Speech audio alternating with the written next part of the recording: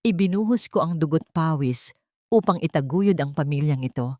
Ngunit ang pondong inilaan ko para sa magiging anak namin ay ninakaw upang ibili ng diamante ng kanyang kabit.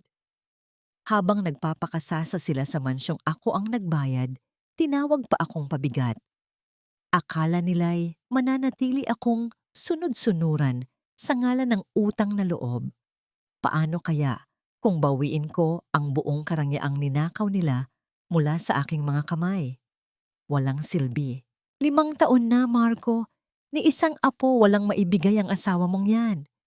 Tapos ngayon, malalaman ko na nagtatago pa siya ng pera mula sa atin? Mabuti na lang at nailipat mo na ang 2 milyon. Ang kapal ng mukha niyang mag-ipon ng palihim habang pinapakain natin siya sa pamamahay na ito. Nabalot ng isang malamig at mabigat na hangin ang buong pasilyo habang nakatayo si Celestina sa labas ng nakapinid na pinto ng aklatan. Sa kanyang mga kamay ay mahigpit niyang hawak ang isang pares ng maliliit at puting medyas ng sanggol.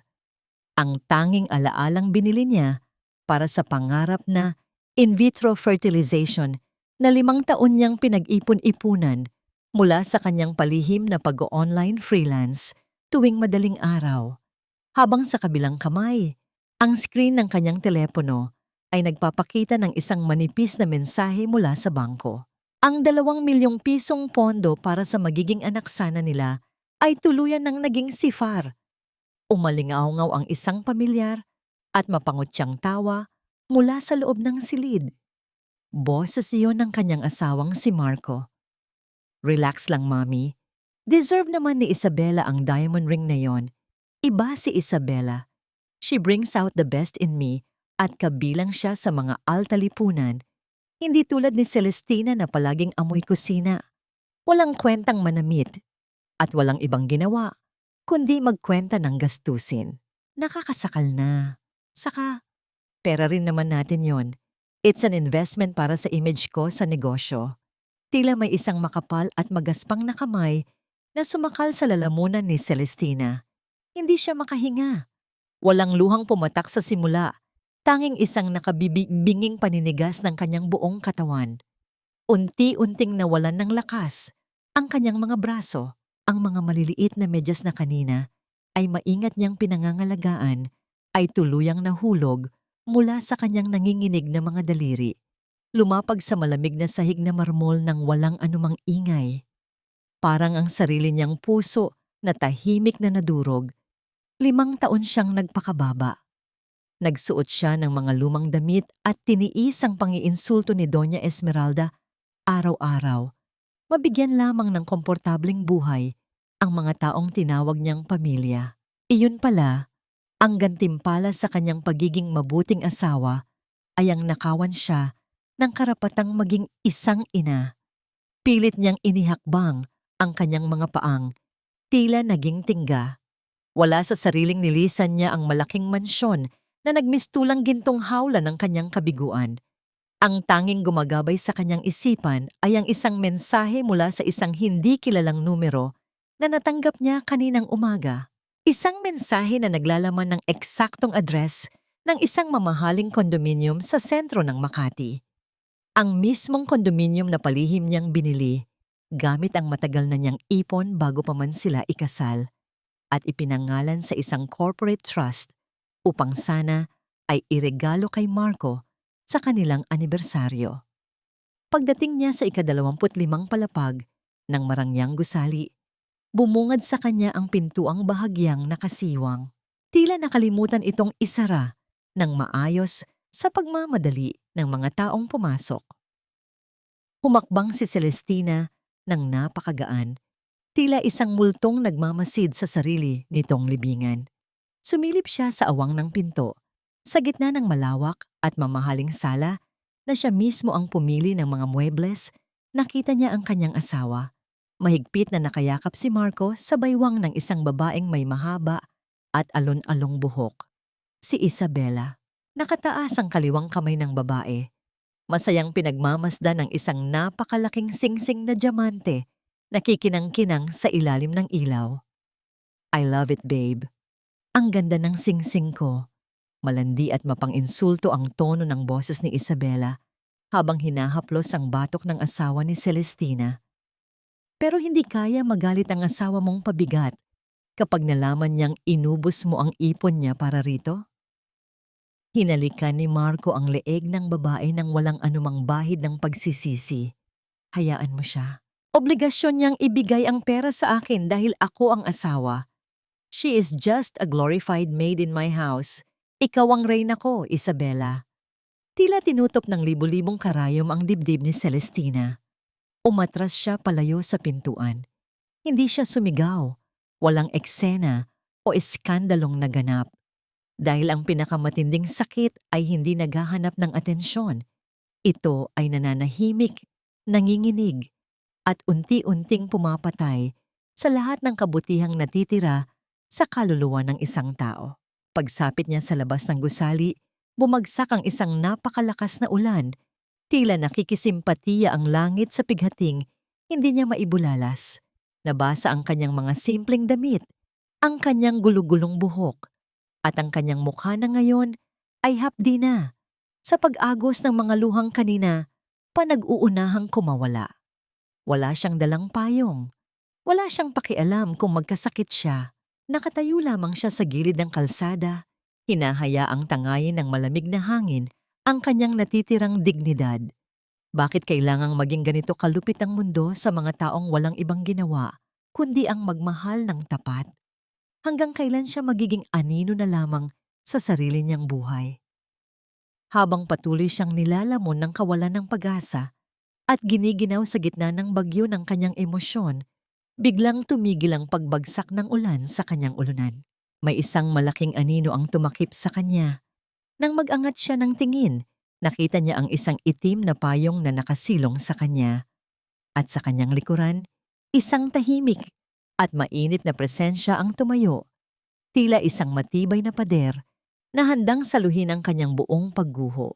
Nananatiling nakatitig si Celestina sa kawalan.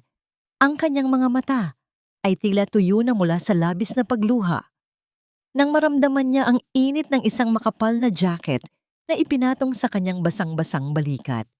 Ang bango ng lalaking nasa kanyang likuran ay amoy sariwang kahoy at mamahaling kape. Isang pamilyar na amoy na madalas niyang malanghap sa mga boardroom meeting ng kumpanya ni Marco. Architect Gabriel, halos pabulong ang boses ni Celestina. Tila mawawalan na siya ng hininga sa sobrang ginaw at panghihina. Hindi nagsalita si Gabriel. Sa halip, marahan niyang iginaya si Celestina patungo sa kanyang sasakyang nakaparada sa gilid. Walang mga tanong, walang panghuhusga sa kanyang mga mata. Binuksan niya ang pinto para sa babae at kumuha ng isang malinis na tuwalya mula sa backseat. Sa loob ng sasakyan, tanging ang tunog ng malalakas na patak ng ulan sa bubong ang naririnig, na tila nagbibigay ng ritmo sa mabigat na katahimikan sa pagitan nila. Hindi nagtanong si Gabriel kung bakit naroon si Celestina o kung bakit siya nagmumukhang basang sisiw sa labas ng isang luxury condo. Alam ni Gabriel ang lahat dahil matagal na siyang nagmamasid sa anino ng kumpanya. Nakikita ang talino ni Celestina na ninanakaw ni Marco para sa sarili nitong kasikatan. Salamat, mahinang sabi ni Celestina habang pinapatuyo ang kanyang buhok. Huwag kang magpasalamat sa akin, Celestina. Hindi mo dapat nararanasan ng ganito, tugon ni Gabriel. Ang kanyang boses ay malalim at puno ng hindi maipaliwanag na emosyon. Inihatid niya ang babae hanggang sa kanto ng mansyon ng mga De La Rosa, sapat na malayo upang hindi sila mapansin ng mga gwardiya, ngunit sapat na malapit para hindi na muling mabasa si Celestina. Tandaan mo, ang ulan ay natatapos din at pagkatapos niyon, ikaw na ang magpapasya kung anong kulay ng langit ang gusto mong makita. Pagpasok ni Celestina sa loob ng mansyon, sinalubong siya ng isang matalim at mapanghusgang tingin mula kay Doña Esmeralda na nakaupo sa gitna ng sala, umiinom ng tsaa mula sa isang mamahaling porselana. Ang bawat dekorasyon sa bahay na yon ay binili mula sa mga komisyon na pinaghirapan ni Celestina, ngunit sa paningin ng matanda, siya ay isa lamang hamak na ligaw na pusa na kinupkop nila. Saan ka galing, Celestina? Tingnan mo ang sarili mo. Nagkakalat ka ng dumi sa mamahaling carpet na ito. Alam mo ba kung magkano ang ginastos ni Marco para sa maintenance ng bahay na ito? Isang buwan mong sahod bilang hamak na empleyado ang halaga niyan. Bulyaw ni Doña Esmeralda. Ang kanyang mga mata ay naniningkit sa galit. Yumuko si Celestina, pinipigilan ang sariling sumabog. Pasensya na po, ma. Inabutan lang po ng ulan sa labas. Pasensya? Iyan na lang ba ang alam mong sabihin? Palibhasa, galing ka sa hirap, kaya wala kang disiplina. Utang na loob mo sa pamilyang ito na may bubong na sumisilong sa'yo at may pagkaing inihahain sa harap mo. Kung hindi dahil kay Marco, baka namumulot ka pa rin ng tira-tirang pagkain sa kalsada. Kaya matuto kang rumespeto at huwag kang mag-iinarte sa akin. Dagdag pa ng matanda. Bawat salita ay tila laso na unti-unting pumapatay sa natitirang pasensya ni Celestina. Eksakto namang pumasok si Marco sa sala. Amoy alak at may bahid ng pabango ng babae sa kanyang polo. Ngunit agad siyang nagpanggap na pagod mula sa trabaho nang makita ang asawa. Babe, bakit ka basang-basa? Nag-alala ako sa'yo, sabi ni Marco sa isang tonong puno ng kaplastikan. Lumapit siya at sinubukang hawakan ang balikat ni Celestina. Ngunit bahagyang umiwas ang babae. Marco, bakit nawawala ang pera sa joint account natin? Ang sabi mo, para iyon sa IBEF procedure natin sa susunod na buwan. Diretsahang tanong ni Celestina.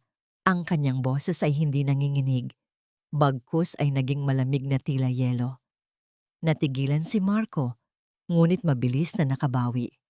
Ah, yun ba? Nagkaroon kasi ng emergency sa kumpanya, Celestina. May mga suppliers na kailangang bayaran agad, kundi malulugi tayo. Business is hard nowadays. Hindi mo maiintindihan ang bigat ng dinadala ko. Huwag kang mag-alala. Kikitain din natin ulit iyon. Isipin mo na lang na sakripisyo ito para sa kinabukasan ng pamilya natin. Masyado kang madamot. Pera lang iyon. Napatingin si Celestina sa kanyang asawa. Ang lalaking pinangakuan niyang mamahalin habang buhay ay nagagawa siyang pagsinungalingan ng harap-harapan habang ang singsing na binili mula sa pondong iyon ay nasa daliri na ng ibang babae. Sa sandaling iyon, may isang bagay na tuluyang namatay sa loob ni Celestina, ang kanyang pagmamahal. Pasensya na, Marco. Tama ka. Masyado lang siguro akong naging emosyonal. Pagod lang ako, sabi ni Celestina nang may pilit ng ngiti. Isang mapait na pagsuko na naging mabisang balat kayo. Mabuti naman at natauhan ka. Sige na, magpalit ka na at maghanda ng merienda ni Mami. Nagugutom na siya.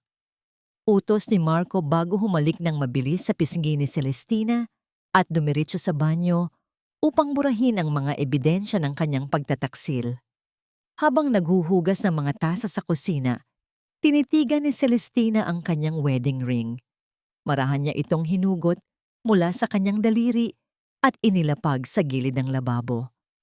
Ang tunog ng ginto sa tiles ay tila isang huling hudyat ng kanilang paghihiwalay. Hindi na niya ito muling isinuot. Nang malalim na ang gabi at mahimbing na ang tulog ni Marco, tahimik na bumangon si Celestina. Nagtungo siya sa maliit na library at binuksan ang kanyang lihim na laptop na nakatago sa ilalim ng mga lumang dokumento. Ang liwanag ng screen ay nagbigay ng anino sa kanyang muka na ngayon ay puno ng determinasyon. Sa loob ng 5 taon, siya ang arkitekto ng lahat ng financial structures ng kumpanya ni Marco. Alam niya ang bawat butas, bawat sikretong account, at bawat dummy account na ginagamit nila upang iwasan ang buwis. Nagsimulang gumalaw ang kanyang mga daliri sa keyboard ng mabilis at walang pagkakamali. Isa-isa niyang ipinasok ang mga security codes. Sa bawat enter key na kanyang pinipindot, nararamdaman niya ang unti-unting pagbawi ng kanyang kapangyarihan.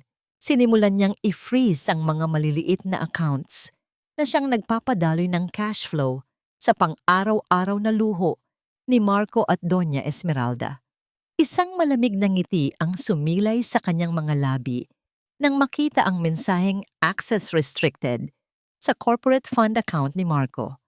Bukas ng umaga, magigising ang kanyang asawa sa isang mundong hindi na niya kayang kontrolin. Hindi ko matanggap ito, Marco. Nakakahiya. Maraming tao sa butik nang i-decline ang card mo. Akala ko ba ay matagumpay ang kumpanya nyo? Bakit nagmuka akong kawawa sa harap ng mga sales lady? Ang boses ni Isabela ay matinis at puno ng pag-aalboroto habang naglalakad siya pabalik-balik sa sala ng mansyon ng mga De La Rosa. Nakatayo si Marco sa gilid, pawis na pawis at pilit na nagpapaliwanag. Babe, baka may error lang sa system ng bangko. Tumawag na ako, inaayos na nila. Sandali lang talaga. Mula sa kusina, tahimik na nagtitimpla ng kape si Celestina. Naririnig niya ang bawat salita, bawat reklamo, at bawat pagsusumamo ng kanyang asawa sa kabit nito. Isang mapait na ngiti ang sumilay sa kanyang mga labi. Alam niya kung bakit na-decline ang card dahil ang lahat ng overdraft protection at credit extensions ng account na yon ay tinanggal na niya kagabi.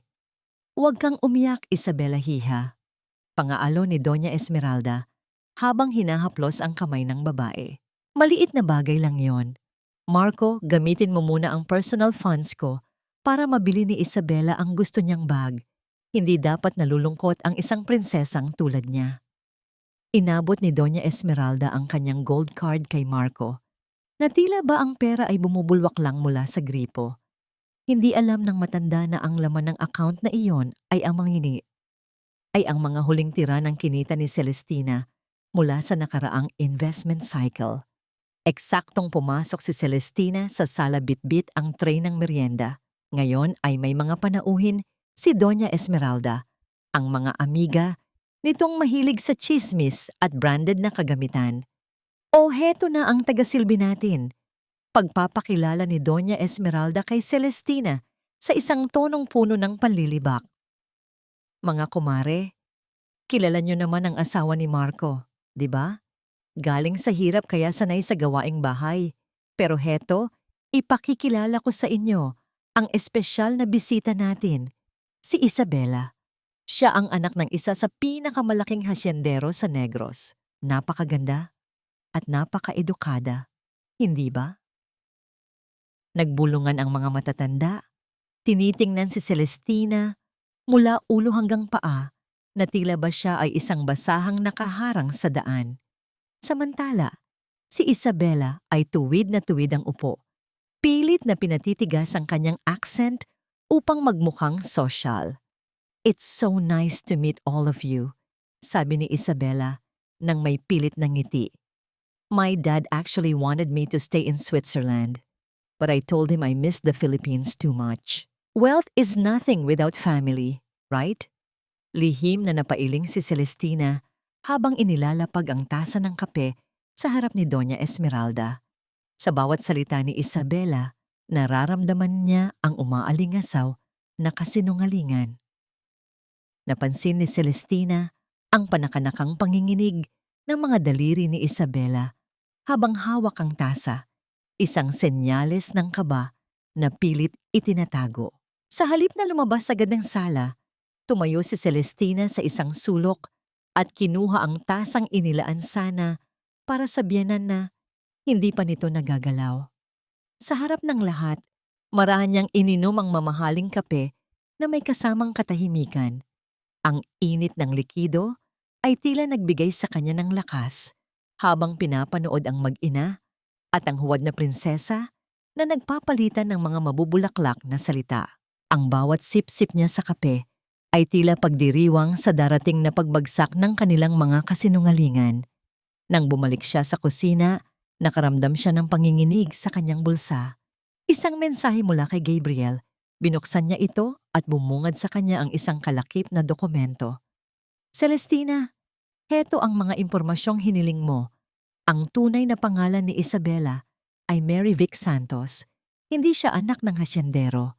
Ang tatay niya ay isang dating driver at ang nanay niya ay labandera. Siya ay may mga nakabinbing kaso ng estafa sa iba't ibang probinsya at kilalang manunugal sa mga kasino sa Manila. Mag-ingat ka dahil hindi siya titigil hanggat hindi niya nakukuha ang lahat. Nabitawan ni Celestina ang kanyang sandok. Hindi dahil sa gulat, kundi dahil sa halo-halong emosyon. Galit dahil sa panloloko ni Isabela at awa para kay Marco na naging napakabulag dahil sa libog at ambisyon. Ngunit higit sa lahat, isang malaking katanungan ang nabuo sa kanyang isipan. Bakit ganito kalalim ang tulong na ibinibigay ni Gabriel? Bakit handa itong itaya ang sariling posisyon sa kumpanya para lamang bigyan siya ng mga bala laban sa kanyang asawa? Nagsimulang gumawa si Celestina ng isang folder sa kanyang computer. Pinamagatan niya itong Ang Katotohanan. Doon niya inipon ang lahat, mula sa mga pekeng audit reports ni Marco hanggang sa kriminal na record ni Isabela. Ang bawat file ay tila isang pako sa kabaong ng pamilya De La Rosa. Habang abala sa pag-aayos ng mga dokumento, biglang narinig ni Celestina ang matinis at paulit-ulit na tunog ng telepono sa landline na ng mansyon.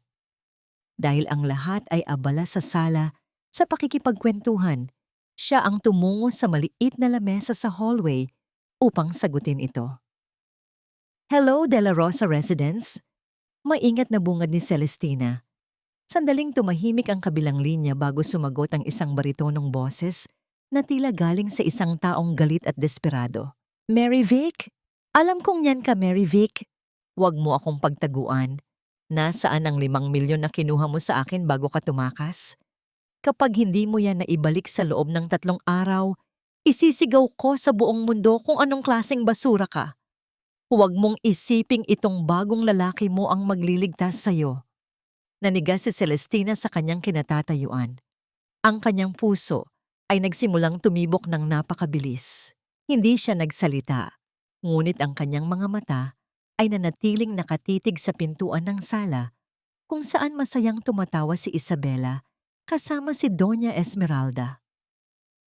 Tila isang malaking pasanin ang bawat hakbang ni Celestina habang tinatahak niya ang maalikabok na daan patungo sa main construction site ng kumpanya. Dati, ang bawat proyektong hawak niya ay maayos at organisado. Ngunit ngayon, ang nakikita niya ay isang malaking gulo. Maraming mga trabahador ang nakaupo lamang, ang mga materyales ay nakatambak sa ulan, at ang kalidad ng semento ay halatang tinipid.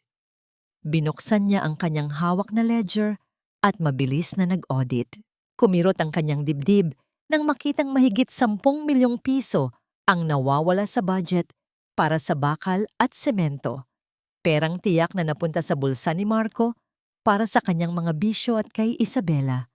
Sa gitna ng sikat ng araw, naramdaman ni Celestina ang pag-ikot ng kanyang paligid. Ang init, ang gutom, at ang bigat ng mga nadiskubre niya ay tila gustong magpabagsak sa kanya. Napahawak siya sa isang poste ng bakal, pilit na pinatitibay ang kanyang tayo. Celestina! Isang malakas at matatag na bisig ang agad na sumalo sa kanyang siko bago pa man tuluyang lumapat ang kanyang tuhod sa lupa. Si Gabriel, ang arkitekto, ay pawisan din. Suot ang kanyang hard hat, ngunit ang kanyang mga mata ay puno ng matinding pag-aalala. Hindi siya nagdalawang isip na alalayan ang babae palayo sa ingay ng mga makinarya at alikabok ng semento. Sumama ka sa akin. Kailangan mong magpahinga, sabi ni Gabriel sa isang tonong hindi tumatanggap ng hayi. Iginaya niya si Celestina patungo sa kanyang sasakyan na nakaparada sa isang malilim na bahagi ng site.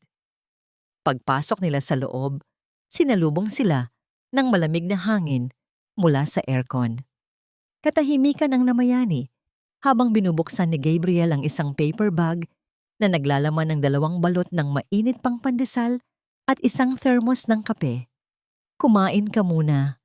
Alam kong hindi ka pa nag-aalmusal o nagtatanghalian, sabi ni Gabriel habang iniaabot ang pagkain. Paano mo nalaman? Mahinang tanong ni Celestina habang dahan-dahang kumakagat sa tinapay. Simple lang ang pagkain, pero ito ang pinakamasarap na malasang natikman niya sa loob ng mahabang panahon. Dahil kilala kita, Celestina. Alam kong kapag may problema ka, mas inuuna mo ang trabaho at ang ibang tao kaysa sa sarili mo. Pero hanggang kailan mo gagawin yan? Hanggang sa tuluyan ka ng maubos? Tumingin si Gabriel ng diretso sa kanyang mga mata. Walang pambobola, walang laro. Purong katapatan lamang. Bahagyang napayuko si Celestina. Sa loob ng sasakyang yon, naramdaman niya ang isang uri ng kaligtasan na hindi niya naramdaman sa loob ng 5 taon sa piling ni Marco. Habang nag-uusap sila tungkol sa mga pangarap ni Celestina na matagal na niyang ibinaon, unti-unting gumaan ang kanyang pakiramdam. Biglang tumigil ang pagkilos ni Gabriel. Marahan niyang inilapit ang kanyang kamay sa mukha ni Celestina. Saglit na napatigil ang paghinga ng babae. Ang kanyang puso ay nagsimulang tumibok ng mabilis, hindi dahil sa kaba, kundi dahil sa isang pamilyar na kislap ng damdamin na akala niya ay patay na. May dumi ka sa pisngi, pabulong na sabi ni Gabriel. Ang kanyang mga daliri ay tila haplos ng malambot na balahibo nang haplusin niya ang balat ni Celestina upang alisin ang mantsa ng alikabok. Ang sandaling iyon ay tila tumigil ang mundo. Ang init ng balat ni Gabriel sa kanyang pisngi ay nag-iwan ng isang bakas na tila nagpaalala kay Celestina na siya ay isang babaeng karapat-dapat alagaan, respetuhin at mahalin. Salamat, Gabriel, sabi ni Celestina. Ang kanyang boses ay may bahid ng bagong sigla. Nang matapos ang kanilang simpleng tanghalian, inalalayan siya ni Gabriel pabalik sa kanyang sariling sasakyan. Ngunit bago pa man tuluyang makaalis si Celestina, napansin niya ang amoy ng kape na binili ni Gabriel para sa kanya. Ito ang paborito niyang timpla, yung eksaktong lasa na kinalimutan na ni Marco sa loob ng maraming taon. Napangiti siya ng palihim. Sa gitna ng unos, may isang taong nakakaalala sa maliliit na detalye ng kanyang pagkatao. Gayunpaman, sa di kalayuan, ang itim na SUV ni Marco ay dahan-dahang pumasok sa project site. Mula sa loob ng kanyang sasakyan, naniningkit ang mga mata ni Marco habang pinagmamasdan ang sasakyan ni Gabriel na papaalis at ang asawa niyang si Celestina na may kakaibang liwanag sa mga mata. Isang matinding hinala ang nagsimulang gumapang sa kanyang isipan, hindi dahil sa selos, kundi dahil sa takot na baka may kumakalaban na sa kanyang kontrol. Pag-uwi ni Celestina sa mansyon, sinalubong siya ng isang atmosperang puno ng tensyon at excitement. Nakita niya si Doña Esmeralda na may hawak na isang makapal na kontrata kasama si Marco na tila nanalo sa loterya. Celestina, halika rito! Sigaw ni Doña Esmeralda. Ang kanyang mukha ay nagniningning sa kasakiman. Magandang balita, naaprubahan na ang loan natin na 50 milyong piso. Ito ang gagamitin natin para sa aking ika-60 Grand Fiesta at ang pinakahihintay na engagement party ni Marco at Isabela. Inilapag ng matanda ang kontrata sa ibabaw ng lamesa. Kailangan lang namin ang pirma mo rito bilang garantor. Dahil ikaw ang may hawak ng mga asset na kailangan bilang kolateral, pirmahan mo na ito ngayon din para matapos na ang lahat. Tinitigan ni Celestina ang kontrata. Ang puting papel sa ilalim ng ilaw ay tila isang bitag na handang lumamon sa sino mang humawak nito. Alam niyang ito na ang sandaling hinihintay niya. Ang pagkakataon na ibibigay sa kanila ang lubid na gagamitin nila sa sarili nilang pagbiktimong. Huwag ka ng maraming arte, Celestina. Pirmahan mo na yan. Utos ni Doña Esmeralda habang ang kanyang mga daliri na puno ng gintong singsing ay pilit na itinatulak ang ballpen sa harap ng kanyang minugang babae. Ito na ang pagkakataon mong bumawi sa lahat ng taon na naging pamilya ka namin. Ang 50 milyong pisong ito ang maglalagay sa pangalan ng mga De La Rosa sa itaas ng lipunan. Isang gabi lang ito, Celestina. Isang gabi para sa dangal ni Marco. Tumingin si Celestina sa kontrata. Ang bawat letra sa puting papel ay tila mga anay na handang ubusin ang pundasyon ng mansyong ito. Alam niya ang ibig sabihin ng dokumentong ito. Isang loan na ang tanging garantiya ay ang mga ari-ariang Siya mismo ang nagtrabaho at nagpundar bago pa man niya makilala ang mga taong ito. Ma, kailangan ko po itong basahin ng maigi. Malaking halaga ang 50 milyon. Mahinahong sagot ni Celestina habang ang kanyang puso ay mabilis ang pintig sa kaba na baka mahalata nila ang kanyang plano. Basahin? Nagdududa ka ba sa desisyon ko? Singhal ni Marco na kakarating lang sa tabi ng kanyang ina. Babe, simple lang naman ito. Ako ang magpapatakbo ng pondo, ako ang magdedesisyon. Ang kailangan lang namin ay ang pangalan mo dahil ikaw ang nakalista bilang trustee ng mga lupa. Huwag kang mag-alala. Mababayaran din natin yan agad pagkatapos ng project sa Makati. Pirmahan mo na, naghihintay na ang manager ng bangko sa labas. Huminga ng malalim si Celestina. Sige, kukunin ko lang ang salamin ko sa taas. Saglit lang ito. Dinala ni Celestina ang mga papeles sa kanyang silid. Sa loob ng 5 minuto, gamit ang kanyang husay sa pananalapi at ang kanyang laptop, mabilis niyang nirepaso ang mga probisyon. Sa isang matalinong hakbang, pinalitan niya ang isang pahina ng kontrata, isang pahina na lihim niyang inihanda kagabi sa tulong ng isang kakilalang abogado. Ang bagong probisyon ay malinaw. Ang lahat ng pananagutan, ang lahat ng utang, at ang lahat ng legal na obligasyon ay direktang mapupunta sa pangalan ni Marco de la Rosa at Doña Esmeralda bilang mga pangunahing borrower habang ang kanyang mga asset ay mananatiling protektado sa ilalim ng isang hiwalay na trust fund. Bumaba si Celestina at kalmadong nilagdaan ang mga papeles sa harap ni na Marco at Esmeralda. Ang tunog ng ballpen na kumakalo sa magaspang na papel ay tila isang huling hudyat ng digmaan. Heto na po, sabi ni Celestina nang may pilit na ngiti. Mabuti naman. Akala ko ay kailangan pa kitang pilitin ng husto, sabi ni Esmeralda habang mabilis na kinuha ang dokumento na tila baginto ang kanyang hawak. Marco, tawagan mo na si Isabela. Sabihin mo sa kanya na tuloy na ang pinakamagarbong gown na gusto niya. Nagtungo si Celestina sa kusina upang uminom ng tubig, ngunit doon ay naabutan niya si Isabela. Ang babae ay nakasandal sa lababo, suot ang isang mamahaling silk robe at sadyang itinaas ang kanyang kamay upang ipakita ang nagniningning na diamond ring. Ang singsing na binili mula sa nakaw na IVF fund ni Celestina. Alam mo, Celestina, naawa ako sa iyo, panimula ni Isabela sa isang tonong puno ng pang-iinsulto. 5 taon kang nagpakapagod dito, nagmukhang katulong. Pero tingnan mo ngayon, isang pirma mo lang. Ibinibigay mo na sa akin ang lahat. Ang party, ang atensyon ni Marco, at ang posisyon sa pamilyang ito. Hindi mo ba nararamdaman na wala ka ng lugar dito? Tinitigan ni Celestina ang singsing sa daliri ni Isabela. Ang kislap niyon ay tila isang insulto sa bawat sakripisyong ginawa niya. Lumapit siya ng dahan-dahan kay Isabela, ang kanyang mga mata ay nananatiling malamig at walang takot. Sana kasya sa'yo ang sapatos na pilit mong isinusuot, Isabela. Mahinang sabi ni Celestina, sapat na para sila lang ang makarinig. Dahil kapag dumating ang oras na kailangan mo nang tumakbo, baka iyan pa ang maging sanhi ng pagkakadapa mo. Ang karangyaan na hindi sa'yo ay parang hiram na damit, madaling bawiin at masakit kapag hinubad ng pilit. Nawala ang nangiti sa labi ni Isabela. Anong ibig mong sabihin? Malalaman mo rin, sagot ni Celestina bago tumalikod at iniwan ang babaeng nagsisimula ng kabahan.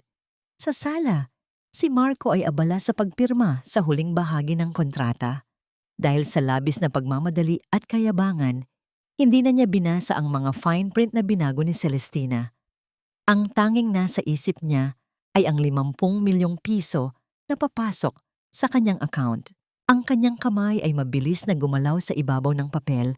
Hindi alam na sa bawat kurba ng kanyang pirma, itinutulak niya ang kanyang sarili at ang kanyang ina sa isang malalim na hukay ng pagkakautang. Tahimik na pinapanood ni Celestina mula sa gilid ang kanyang asawa. Isang matinding lungkot ang dumaan sa kanyang puso, ngunit agad itong napalitan ng isang matigas na determinasyon. Ang pamilyang ito ay nabubuhay sa kasinungalingan at siya ang magiging katotohanang gigising sa kanila mula sa kanilang panaginip. Ang bawat hakbang ni Celestina sa loob ng lumang library ay tila sinasabayan ng tibok ng kanyang puso. Ang amoy ng mga lumang libro at alikabok ay nagbibigay ng kakaibang katahimikan, malayo sa ingay at panunumbat na naririnig niya sa mansyon ng mga De La Rosa. Sa pinakasulok ng silid, nakaupo si Gabriel, ang kanyang muka ay seryoso habang nakatingin sa mga dokumentong nakalatag sa lamesa. "Dumating ka," mahinang sabi ni Gabriel nang maramdaman ang presensya ni Celestina. Inilapit niya ang isang makapal na brown envelope sa babae. "Heto ang mga dokumentong kailangan mo. Hindi lang pala utang sa kasino ang mayroon si Isabela. Ang buong pamilya niya sa probinsya ay baon sa utang dahil sa mga pekeng investment scheme na pinasukan nila." Binuksan ni Celestina ang envelope. Ang kanyang mga mata ay naningkit habang binabasa ang mga detalye. Mary Vic Santos, talagang pinagplanuhan niya ang lahat ng ito. "Pero bakit, Gabriel? Bakit mo ako tinutulungan ng ganito?" Sandaling tumigil si Gabriel.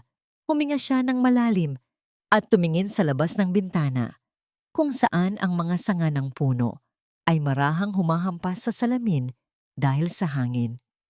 Dahil ang pamilya De La Rosa ay hindi lang ikaw ang sinira, Celestina. 10 taon na ang nakalilipas, ang maliit na construction firm ng tatay ko ay nilamon ni Doña Esmeralda sa pamamagitan ng panlilinlang. Nawala sa amin ang lahat.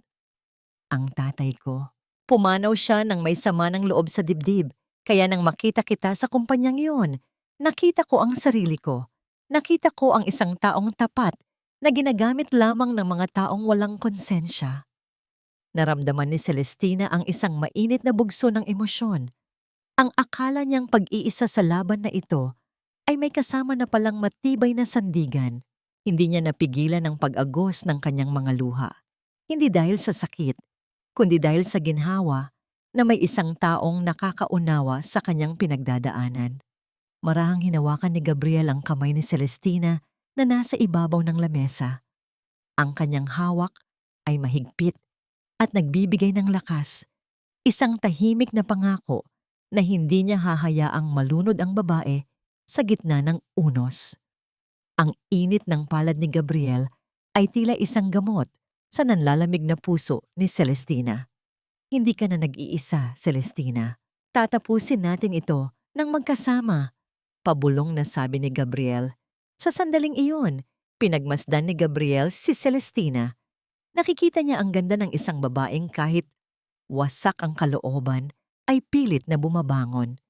Ang kanyang katapangan at talino ay tila isang nagniningning na liwanag na lalong nagpapatingkad sa kanyang pagkatao. Pagkatapos ng kanilang pag-uusap, agad na kumilos si Celestina. Gamit ang kanyang laptop, sinimulan niya ang huling yugto ng paglilipat ng mga lehitimong pondo na mula sa kanyang sariling pinaghirapan pabalik sa kanyang personal na account. Ang bawat digital na transaksyon ay tila pagbawi ng mga bahagi ng kanyang kaluluwa na matagal nang ninakaw ng mga De La Rosa. Kinabukasan, pumasok si Marcos sa opisina ni Celestina sa loob ng mansyon na tila isang taong hinahabol ng multo. Ang kanyang buhok ay gulo-gulo at ang kanyang mga mata ay puno ng kaba. "Celestina, may problema sa corporate account," sigaw ni Marco habang iwinagayway ang kanyang telepono. "Bakit biglang bumaba ang balanse? May mga tseke akong kailangang pondohan para sa suppliers ni Isabela sa party ni Mommy. Sabi ng bangko, restricted daw ang access ko sa ilang sub-accounts." Tiningnan siya ni Celestina nang may kalmado at inosenteng mukha. "Baka system error lang yan, Marco. Alam mo naman ang mga bangko ngayon, laging may maintenance. Heto, tingnan mo ang balanse sa internal ledger na ginagawa ko. Mukhang maayos naman ang lahat."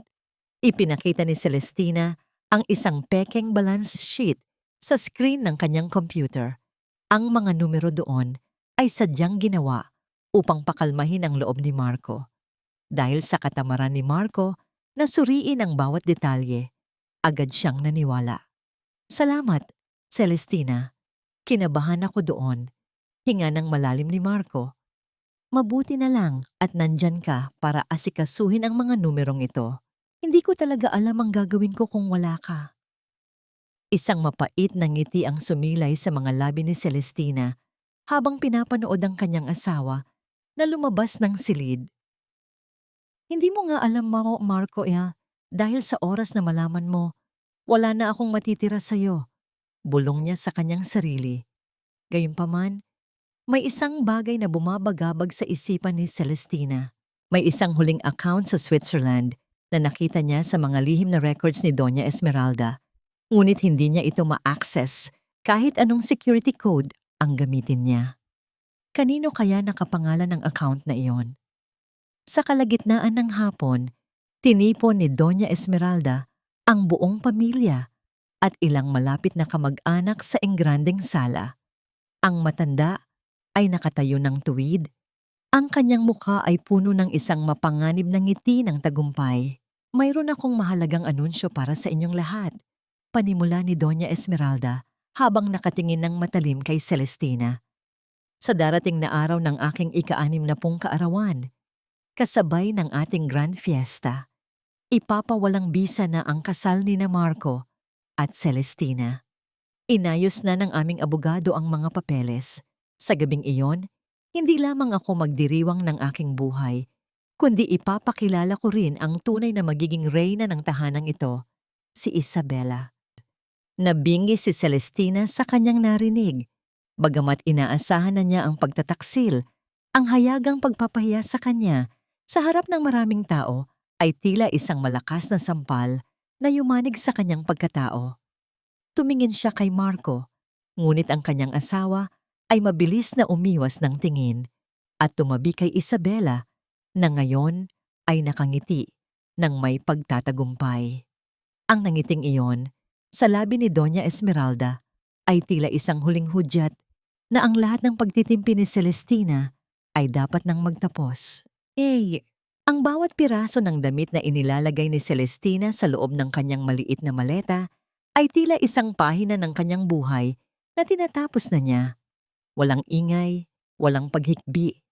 Ang tanging naririnig sa loob ng silid ay ang mahinang pagkalos ng tela sa ibabaw ng kama at ang paghatak ng zipper na tila isang mahabang buntong hininga ng paglaya. Hindi niya dinala ang mga mamahaling hiyas na ibinigay ni Mark. Iniwan niya ang mga iyon sa ibabaw ng vanity mirror, kasama ang lahat ng alaala ng isang pag-ibig na naging isang malupit na biro. Nag-iimpake ka na pala. Mabuti naman at hindi mo na hinintay na kaladkarin ka pa ni Mommy palabas ng mansyong ito. Nakasandal si Marco sa hamba ng pinto.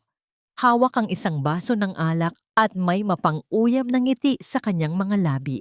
Tiningnan niya ang maleta ni Celestina na tila ba ito ay isang basura. Mabuti na rin yan para hindi ka na maging pabigat sa amin, Celestina. Masyado ka nang maraming alam sa kumpanya at sa totoo lang nakakasawa na ang mukha mong palaging nagpapaalala sa akin ng mga utang at obligasyon. Sa piling ni Isabela, pakiramdam ko ay malaya ako. Pakiramdam ko ay ako ang hari. Dagdag pa ni Marco bago uminom ng malaki mula sa kanyang baso. Tumingin si Celestina kay Marco. Wala na siyang naramdamang galit, tanging isang malalim na awa para sa lalaking hindi alam na ang korong suot niya ay gawa lamang sa karton. Sana ay mahanap mo ang tunay na kaligayahan sa piling niya, Marco. Iniiwan ko na ang lahat ng kailangan ninyo sa ibabaw ng lamesa sa library. Mahinahong sagot ni Celestina. Huwag kang mag-alala. Pirma mo lang naman ang kailangan namin. Ang abogado na ang bahala sa iba. Sabi ni Marco, bago tumalikod at tuluyang lumabas, hindi man lang nilingon ang asawa na 5 taong nag-alaga sa kanya. Pumunta si Celestina sa library.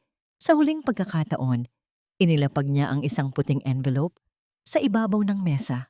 Sa loob nito ay ang annulment papers na pinirmahan na niya.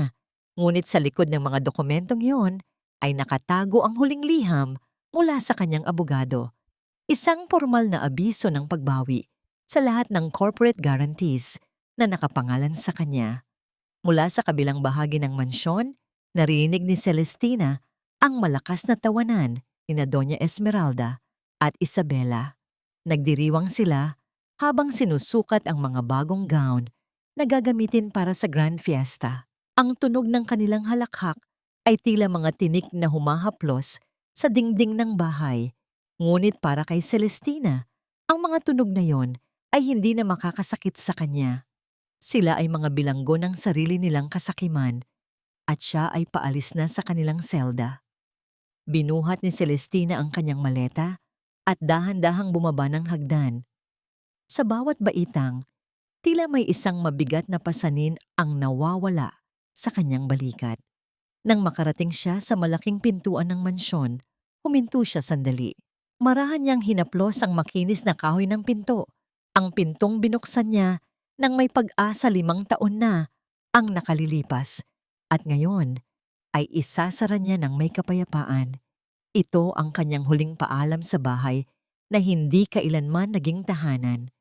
Paglabas niya ng gate, ang malamig na hangin ng gabi ay sumalubong sa kanyang mukha. Sa tapat ng kalsada, nakaparada ang isang pamilyar na sasakyan. Nakasandal si Gabriel sa pinto. Tila kanina pa naghihintay. Nang makita niya si Celestina, agad siyang lumapit at kinuha ang maleta ng babae. "Handa ka na?" tanong ni Gabriel. Ang kanyang boses ay puno ng init at pangunawa. "Handa na ako, Gabriel. Higit pa sa handa," sagot ni Celestina habang sumasakay sa loob ng sasakyan. Habang dahan-dahang lumalayo ang sasakyan mula sa mansyon ng mga De La Rosa, tiningnan ni Celestina ang kanyang sarili sa side mirror.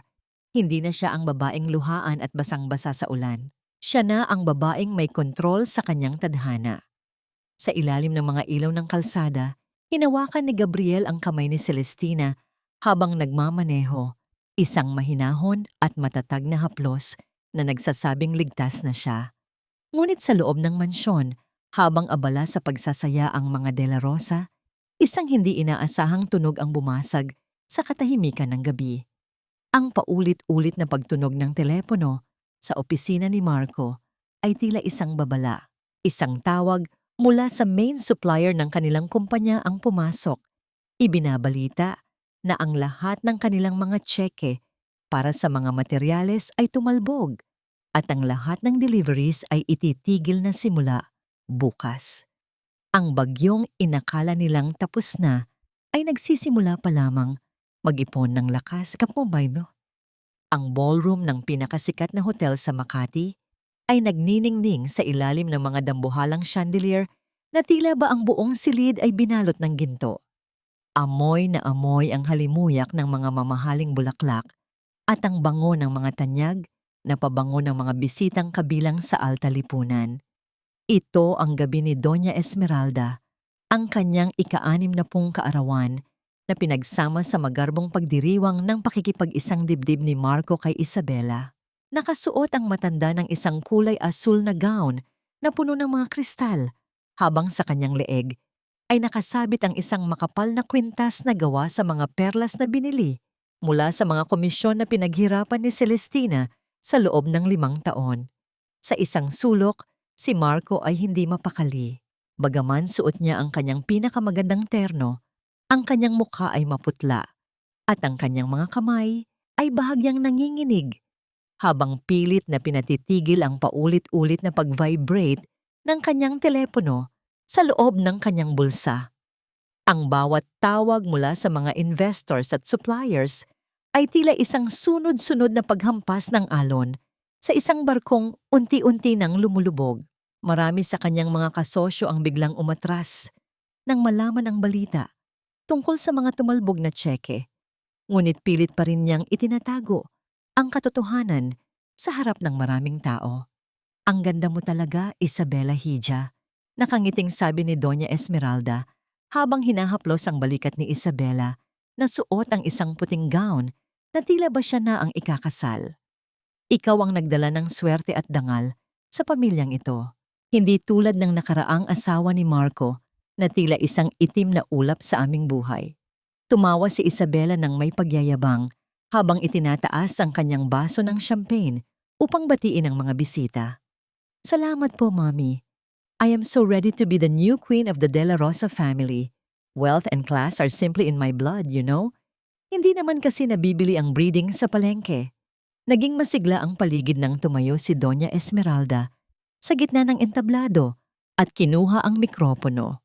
Ang bawat salita niya tungkol sa karangalan ng pamilya at ang paghahanap ng tamang kapareha ay tila mga palasong sadyang ipinatatama sa alaala ni Celestina. Ipinagmalaki niya ang yaman ng mga De La Rosa, ang kanilang mga proyekto, at ang darating na kasal ni Marco sa isang tunay na prinsesa. Ngunit sa gitna ng kanyang talumpati, ang malalaking pintuan ng ballroom ay biglang bumukas ng malawak. Ang lahat ng mata ay napalingon sa direksyon ng liwanag na nanggagaling sa hallway. Isang babaeng nakasuot ng isang nagniningning na pulang gown na gawa sa sutla ang dahan-dahang pumasok. Hindi ito ang Celestina na nakilala nila, ang babaeng palaging nakayuko at nakasuot ng simpleng damit. Ang Celestina na nakatayo ngayon ay tila isang reyna na muling nabuhay mula sa mga abo. Ang kanyang buhok ay maayos na nakastyle, ang kanyang mukha ay puno ng kumpiyansa, at ang kanyang bawat hakbang ay tila may kasamang kapangyarihan na yumanig sa buong silid. Ngunit ang mas ikinagulat ng lahat ay ang lalaking nasa kanyang tabi. Si Gabriel, ang tanyag na arkitekto, ay nakasuot ng isang itim na terno na nagpahusay sa kanyang tindig na parang isang hari. Ang kanyang kamay ay mahigpit na nakahawak sa baywang ni Celestina. Tila ba ito ay isang deklarasyon sa buong mundo na hindi na mag-iisa ang babae? Ang bawat haplos ni Gabriel sa likuran ni Celestina ay nagbigay ng isang uri ng kaligtasan na naging dahilan upang mas lalong magliwanag ang ganda ng babae. Nanigas si Marco sa kanyang kinatatayuan. Ang baso ng alak sa kanyang kamay ay muntik na niyang mabitawan nang makita ang ganda ng asawa na tinawag niyang pabigat. Si Doña Esmeralda naman ay napatigil sa kanyang pagsasalita. Ang kanyang mukha ay namula sa galit at gulat. Si Celestina, anong ginagawa mo rito? Nanginginig na tanong ni Marco nang makalapit ang dalawa sa harap ng entablado. Hindi siya pinansin ni Celestina.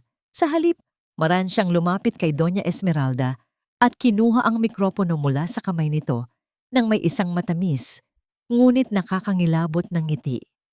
Ang katahimikan sa loob ng ballroom ay naging napakabigat na tila ba ang bawat hininga ng mga bisita ay maririnig. Magandang gabi sa inyong lahat. Panimula ni Celestina, ang kanyang boses ay malinaw at matatag na umalingaw-ngaw sa bawat sulok ng silid. Nais ko lang batiin ang aking biyanan ng isang maligayang kaarawan. Ngunit higit sa lahat, nais kong ipaalam sa lahat ng naririto na ako ang tunay na may-ari ng gabing ito. At sa oras na ito, ang lahat ng karangyaan na nakikita ninyo sa paligid ay tapos na. Kasabay ng kanyang mga salita, pumasok sa loob ng ballroom ang ilang mga lalaking nakasuot ng mga barong at may hawak na mga folder, mga opisyales mula sa bangko at mga awtoridad na tila kanina pa naghihintay ng hudyat. Ang katahimikan sa loob ng ballroom ay tila isang makapal na kumot na bumalot sa bawat panauhin. Walang sino mang naglakas loob na gumalaw habang si Celestina ay nakatayo sa gitna ng entablado. Ang kanyang pulang gown ay tila isang nagbabagang apoy sa gitna ng malamig na silid. Sa isang kumpas ng kanyang kamay, ang dambuhalang projector screen sa likuran niya ay bumukas. Nagpapakita ng sunod-sunod na mga dokumento, mga titulo ng lupa at mga bank statement na may opisyal na selyo. Ang mga lupang kinatatayuan ng inyong mga kumpanya, ang mansyong tinitirhan ninyo, at maging ang mga accounts na ginagamit ninyo ngayon upang magpasikat sa gabing ito, lahat ay nasa ilalim ng aking pangalan at ng aking mga holding companies. Ang boses ni Celestina ay malamig, ngunit punong-puno ng awtoridad. Ang lahat ng iyan ay binawi ko na bilang pambayad sa lahat ng nakaw na pondo na kinuha ninyo sa akin sa loob ng 5 taon. Hindi totoo yan. Sinungaling ka. Sigaw ni Marco habang sumusugod palapit sa entablado. Ang kanyang mukha ay pulang-pula sa galit at hiya. Pumirma ako sa loan. Akin ang perang iyon. Pumirma ka nga, Marco, pero hindi mo binasa ang fine print. Tugon ni Celestina ng may mapait na ngiti. Inilabas niya ang orihinal na kontrata. Ang pinirmahan mo ay isang personal liability agreement. Ibig sabihin, ikaw at ang iyong ina ang tanging may pananagutan sa 50 milyong pisong utang sa bangko. At dahil wala nang natitirang asset ang kumpanya nyo dahil lahat ay lehitimong pag-aari ko na bago pa ang kasunduan, bukas na bukas din ay ididila ng bangko ang lahat ng mayroon kayo. Napatingin si Doña Esmeralda sa paligid, hinahanap ang suporta ng kanyang mga amiga, ngunit nakita niyang ang mga ito ay unti-unti nang lumalayo at nagbubulungan ng may halong pandidiri. Sa sobrang hiya at takot, biglang humawak ang matanda sa kanyang dibdib at dahan-dahang bumagsak sa sahig. Pilit na nagpapanggap na hinimatay upang makuha ang atensyon ng lahat. Ngunit walang sino mang lumapit. Ang kanyang mga pekeng luha ay binaliwala ng mga taong dati ay nanginginig sa kanyang harapan. Habang nagkakagulo, sinubukan ni Isabela na dahan-dahang umatras patungo sa gilid ng ballroom. Bit-bit ang kanyang mamahaling bag na puno ng mga alahas na nakuha niya sa mansyon. Ngunit bago pa siya makarating sa pintuan, hinarangan siya ng 2 lalaking nakauniporme. Kasama si Gabriel na ang mga mata ay tila nagbabaga sa katarungan. Saan ka pupunta, Mary Vic Santos? Ang tanong ni Celestina ay tila isang kulog na nagpatigil kay Isabela. O baka mas kilala ka sa pangalang Isabela, ang huwad na hasyendera? Ang lahat ng record ng iyong mga estafa at utang sa kasino ay hawak na ng mga awtoridad. Ang mga alahas na yan ay hindi sayo. Hiram lang ang lahat ng yan, gaya ng hiram mong buhay. Lumapit si Celestina kay Isabela. Sa harap ng lahat, marahan niyang hinawakan ang kwintas na diamanteng suot ng babae. Ang kwintas na binili mula sa iVisa FF Fund na inilaan sana para sa anak ni Celestina. Sa isang mabilis at dinitang paghatak, napigtas ang kwintas mula sa leeg ni Isabela. Ang mga butil ng hiyas ay lumipad sa hangin bago tuluyang lumapag sa paanan ni Marco na tila mga piraso ng kanilang nadurog na dangal. Hiram lang ito at kailanman ay hindi magiging sayo, bulong ni Celestina habang tinititigan ang nanginginig na si Isabela. Nang makita ang lahat ng kanyang pagkatalo, tuluyang bumigay ang tuhod ni Marco. Lumuhod siya sa harap ng entablado, pilit na inaabot ang laylayan ng gown ni Celestina habang ang kanyang mga luha ay umaagos ng walang tigil. Babe, please, huwag mong gawin ito. Pamilya tayo. Nagkamali ako, nadala lang ako ng tukso. Patawarin mo ako, Celestina. Ayusin natin ito, please. Tiningnan siya ni Celestina mula sa itaas, nang may malalim na awa. Ngunit wala nang bahid ng pagmamahal. Ang utang na loob ko sa pamilyang ito, dahil sa pag-aruga ninyo sa akin noon, ay bayad na sa lahat ng sakripisyong ginawa ko sa loob ng 5 taon. Ngunit ang utang ninyo sa akin, ang pangarap kong maging ina na ninakaw ninyo, ang dangal ko na tinapaktapakan ninyo, iyan ay hindi mababayaran ng kahit anong halaga. Ang katarungan ay hindi nakukuha sa pagluhod. Marco, ito ay binabayaran sa loob ng rehas. Sa isang hudyat ni Gabriel, lumapit ang mga pulis. Ang matigas at malamig na tunog ng bakal na naglalapat sa mga pulso ni Marco at Isabela ay umalingaw-ngaw sa buong ballroom. Ang bawat click ng posas ay tila isang huling tuldok sa madilim na kabanata ng buhay ni Celestina.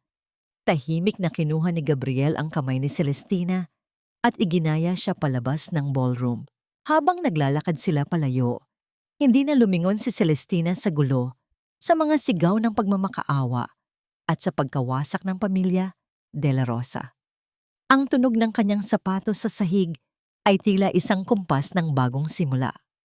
Ang gabi ng paniningil ay tapos na At ang hungdong ng kanyang bagong buhay ay nagsisimula na sa bawat hakbang na kanyang ginagawa kasama ang lalaking hindi siya kailanman binitiwan. Ang sikat ng araw na pumasok sa bintana ng bagong apartment ni Celestina ay tila may dalang kakaibang init. Isang init na hindi nakakapaso, kundi tila humahaplos sa kanyang balat upang gisingin siya sa isang mundong wala ng takot. Sa ibabaw ng kanyang lamesa, nakalatag ang mga pahayagan ngayong umaga. Ang mga ulo ng balita ay nakabulatlat sa harap ng madla. Ang pagguho ng Imperyong De La Rosa at pamilyang socialite na sangkot sa malawakang estafa at pandaraya. Wala siyang naramdamang katuwaan sa pagbagsak nila, tanging isang malalim na buntong hininga ng pagpapakawala.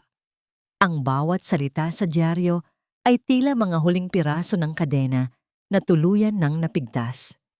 Sa isang maliit at tahimik na pasilidad para sa mga may karamdaman sa labas ng lungsod, dahan-dahang naglakad si Celestina sa pasilyong amoy gamot at malinis na sahig. Huminto siya sa harap ng isang puting pinto. Sa loob, nakita niya si Doña Esmeralda na nakaupo sa isang wheelchair, nakatitig sa kawalan. Ang dati ay nagniningning na mukha ng matanda ay tila naging isang tuyong dahon.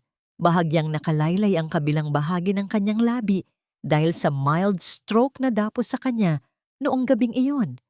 Wala na ang mga perlas, wala na ang mga amiga, at wala na ang kapangyarihang dati ay ginagamit niya upang manliit ng kapwa. Pumasok si Celestina ng dahan-dahan, lumingon ang matanda, at sa isang sandali, nagtagpo ang kanilang mga mata. May bakas pa rin ng galit sa paningin ni Esmeralda, ngunit wala na itong talim. Inilapag ni Celestina ang isang basket ng mga sariwang prutas sa tabi ng kama ng matanda. Hindi siya nagpunta roon upang manumbat o ipakita ang kanyang tagumpay. Nagpunta siya dahil sa kanyang sariling hiya, bilang isang taong pinalaki ng may maayos na budhi. Hindi ako naparito para saktan ka, ma. Mahinahong panimula ni Celestina. Naparito ako para tapusin na ang lahat.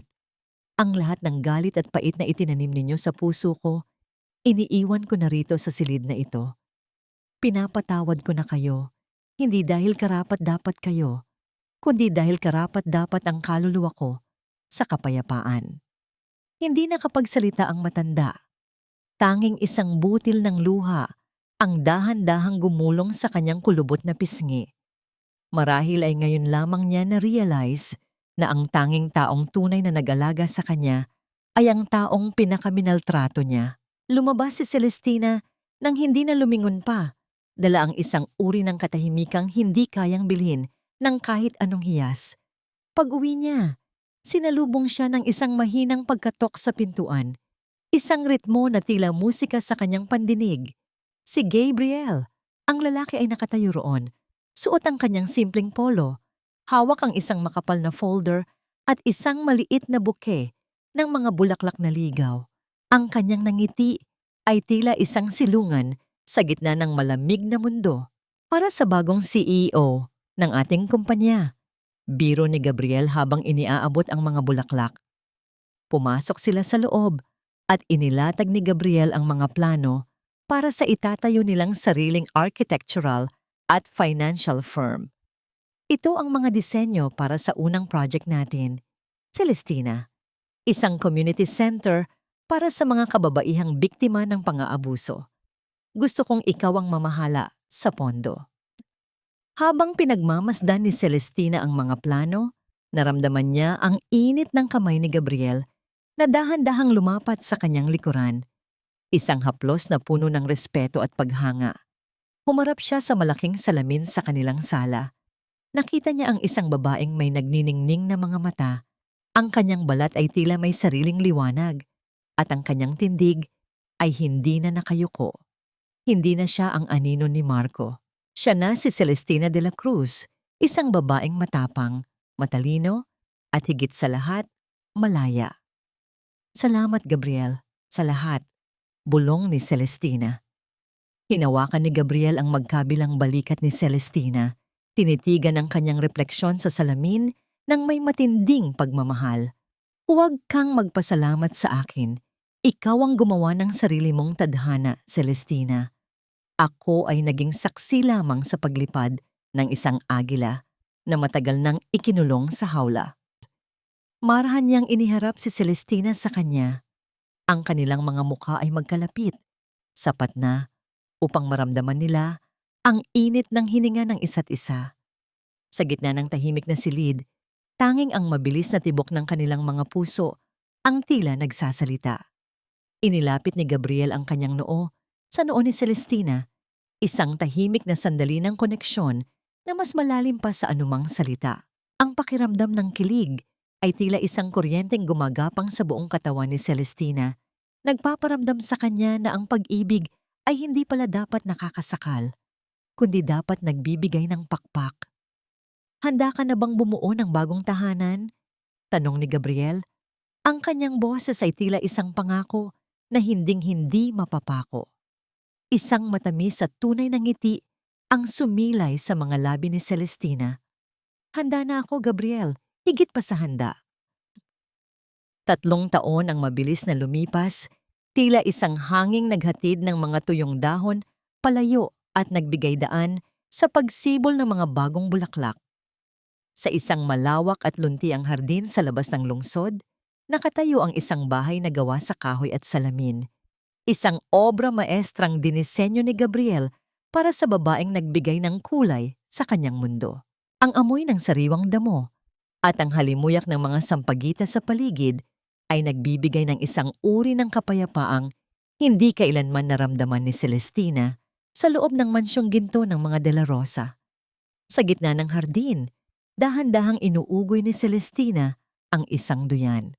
Sa loob nito ay mahimbing na natutulog ang isang maliit na sanggol, ang kanyang anak na si Gabriel Jr., isang himala na hindi na dumaan sa anumang IVF procedure, isang bunga ng pagmamahal na malaya sa stress, malaya sa panunumbat at puno ng tunay na kaligayahan. Marahan niyang hinahaplos ang malambot na pisngi ng anak, ang kanyang mga mata ay nagniningning sa katuwaan habang pinagmamasdan ang bawat paghinga nito. Ang pangarap niyang maging ina ay natupad sa panahong hindi na niya ito pilit na hinahanap, kundi sa panahong natuto na siyang mahalin ang sarili. Pinatulog mo na ba ang munting hari natin? Isang baritonong boses ang bumasag sa katahimikan ng hapon. Si Gabriel ay naglalakad patungo sa kanya, suot ang kanyang salamin at may hawak na 2 baso ng sariwang juice. Ang kanyang tindig ay puno ng kapanatagan. Ang lalaking naging sandigan ni Celestina sa gitna ng unos ay siya na ngayong katuwang niya sa bawat paglubog ng araw. Kakatulog lang niya, Gabriel. Nakangiting sagot ni Celestina. Napakatahimik niya. Tila alam niyang napakaganda ng hapon na ito.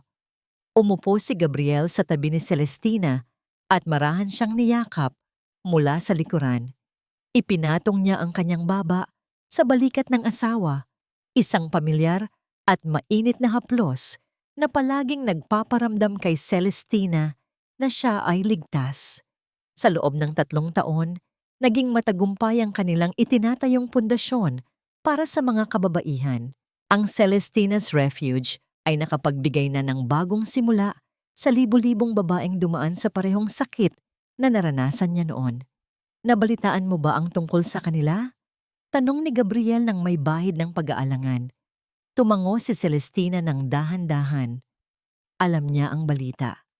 Si Marco at Isabela ay nasa huling yugto na ng kanilang sentensya sa kulungan at dahil sa dami ng mga kaso ng estafa, malamang ay matatagalan pa bago sila makakita ng liwanag sa labas. Si Doña Esmeralda naman ay nananatili sa pasilidad, nakakalimot na sa sariling pangalan at tanging ang mga alaala ng kanyang nakaraang kayabangan ang kasama sa bawat gabi.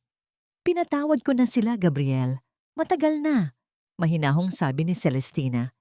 Hindi dahil nakalimutan ko ang ginawa nila, kundi dahil ayaw kong bitbitin ang bigat ng kanilang mga kasalanan sa loob ng tahanang binuo natin. Ang kapatawaran ay para sa akin, hindi para sa kanila. At ang kapayapaang nararamdaman ko ngayon Iyan ang tunay kong tagumpay. Hinawakan ni Gabriel ang kamay ni Celestina. Ang kanilang mga daliri ay naglapat na tila mga piraso ng puzzle na sadyang inilaan para sa isa't isa. Ang halaga ng isang babae ay hindi nasusukat sa dami ng sakripisyong ibinigay niya para sa pamilyang hindi siya pinahahalagahan. Nasusukat ito sa tapang niyang tumayo, talikuran ng dilim, at piliin ang sarili niyang liwanag. Marahan niyang hinalikan ang noo ni Celestina. Ang damdaming kilig na dati ay akala ni Celestina ay pambata lamang, ay nararamdaman niya ngayon nang may kasamang lalim at katapatan. Isang pag-ibig na hindi umuubos ng pagkatao, kundi nagpapayaman sa kaluluwa. Sa huling bahagi ng hapon, habang ang araw ay dahan-dahang lumulubog at nagbibigay ng kulay kahel na liwanag sa langit, narinig ang mahinang paghagik-gik ng sanggol sa duyan. Nagising si Gabriel Jr. at tila nakikipaglaro sa mga anino ng dahon sa kanyang ulunan. Sabay na yumuko ang mag-asawa upang halikan ang kanilang anak, isang imahe ng pamilyang nabuo mula sa mga wasak na piraso ng nakaraan. Ang bawat patak ng ulan noon ay naging hamog na ngayon ay nagbibigay ng buhay sa kanilang bagong umaga. Ang kwento ni Celestina ay hindi nagtapos sa paghihiganti, kundi sa isang matamis na paglaya at isang pag-ibig na tunay na nakapagpapahilom.